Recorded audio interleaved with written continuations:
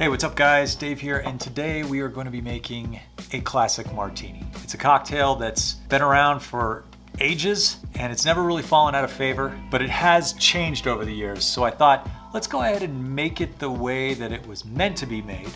And bonus, let's go ahead and make one the way that we see them made today and kind of compare them side by side. But before we get started, if you're new to the channel, go ahead and hit that subscribe button if you want more drinks with Dave.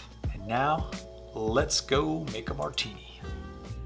Now there are cocktails that have very clear origin stories, and unfortunately the martini is not one of those drinks. In fact, we really just don't know who created the first martini or when that was. Now some say that the first martini might have been poured at the Knickerbocker Hotel in New York City in the early 1900s, while others argue that it evolved from a cocktail called the Martinez, which dates all the way back to 1860 and owes its origin to the Occidental Hotel clear across the country in San Francisco. There's even a story that says that the cocktail was named after a very popular brand of vermouth called Martini, which makes sense, but we just don't know. But what we do know is that most of the explanations have one fact in common, and that fact is that we know that the martini was some sort of combination of gin and vermouth, and sometimes bitters and other ingredients. Now during the 1920s, when the drink had its heyday, the ratio of gin to vermouth was around 2-to-1. And this makes sense because the bathtub gin that was floating around during Prohibition wasn't exactly known for its purity, so a nice heavy hand of vermouth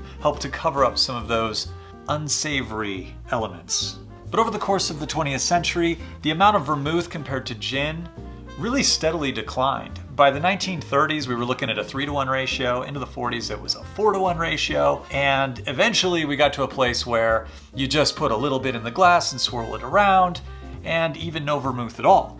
And then there was the rise of vodka in the 1950s, and this is when vodka started to replace gin as the base spirit in the cocktail, and you saw vermouth fall even further from favor, and the cocktail actually started to resemble more of what you do see today. Now by the 1980s, we did have a weird period where we saw the lines sort of blurred regarding what is and what isn't a martini. In fact, the whole concept of the classic martini sort of went by the wayside, as pretty much anything that was served up in a martini glass was called a martini.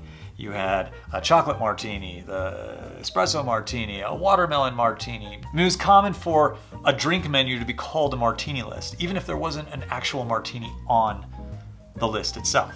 Now when it comes to making an actual martini, there's always a few directions you can go in, so there's a few questions that you need to ask. Is it going to be vodka or gin? Is it going to be up or on the rocks? Is it going to be shaken or stirred? Is it going to be wet or dry? And is it going to have an olive or a twist? And all of the answers to these questions are going to send you off in a direction that's going to land you with the martini that you're looking for. And today we're going to be making two martinis, sort of side by side to compare. One's going to be a classic, and the other is going to be something that is more along the lines of what I would expect to be asked for behind the bar. So without further ado, let's go ahead and get to the ingredients and get started. Now we are going to be making the two martinis sort of side by side to compare, but I want to start with the ingredients for the classic gin martini, and those are going to be gin, our dry vermouth, orange bitters, olives, and we're going to need a lemon. The gin I'll be using is Beefeater. It's a dry gin, it's juniper forward. The vermouth I'm using is Noli Prat. It's a French vermouth. I find the French vermouths go really well in martinis. For the orange bitters, I'm using Angostura orange bitters. The olives, of course, a classic Garnish. And the lemon we're going to use to zest. And for the second, more contemporary style martini to compare this classic to, we're going to move some things around. So we're going to make it bone dry and slightly dirty. So we'll get rid of the orange bitters and the sweet vermouth and the lemon and the gin. And we'll be using Stoli vodka. That's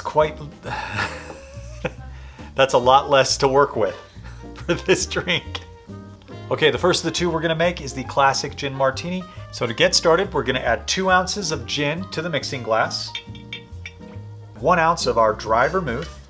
This would definitely be considered a wet martini. 1 dash of our orange bitters, and I'm using a Japanese dasher, so we're gonna do 2 to 3 dashes. add our ice. And we'll give it a good stir for about 20 seconds. I like to stir until I see the ice start to round off. We'll grab our martini glass and make sure it's nice and chilled. If there's any glass you're ever gonna chill, make sure it's the glass for the martini. Strain off the cocktail into the glass. And then we will zest the martini. We just want to impart a little bit of that lemon oil into the gin and garnish with a couple of olives. One's all you need, but two is better. And that is a classic gin martini. Moving on to the second martini. We are going to be building this in a shaker tin because it's going to be a shake and drink. And to that, we're going to add 2.5 ounces of vodka. And this is going to be bone dry, so we're not going to add any vermouth to it at all. And instead, we're just going to make it slightly dirty. So we'll just add 1/4 ounce of olive brine. And then we'll add our ice to the shaker tin. Give it a solid shake for about 15-20 seconds. And again with our chilled martini glass. And simply strain the cocktail in. And a lot of people like to see little ice shards on the top, so just give it a little bit of a shake. People just want this to be ice cold. Just tiny little crystals into the drink. We'll garnish this with 3 olives. It's like people need more salt. This is like something that somebody would order from me at a bar. A martini, the way a lot of people like to order them these days. Okay, so now we've got both of them side by side. I'm just gonna give a little bit of a taste test here. We'll start with the classic stirred gin martini. You get that lemon oil right in your face when all of the flavors of the dry vermouth just play perfectly with the gin.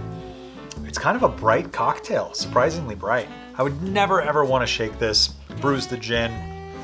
And here's the vodka, slightly dirty shaken martini with diamonds on top or ice crystals. It tastes like chilled vodka with olive brine in it. Kind of it's the sum of its ingredients. But you know, I mean, I can see how it has its value, and this is what people have come to enjoy.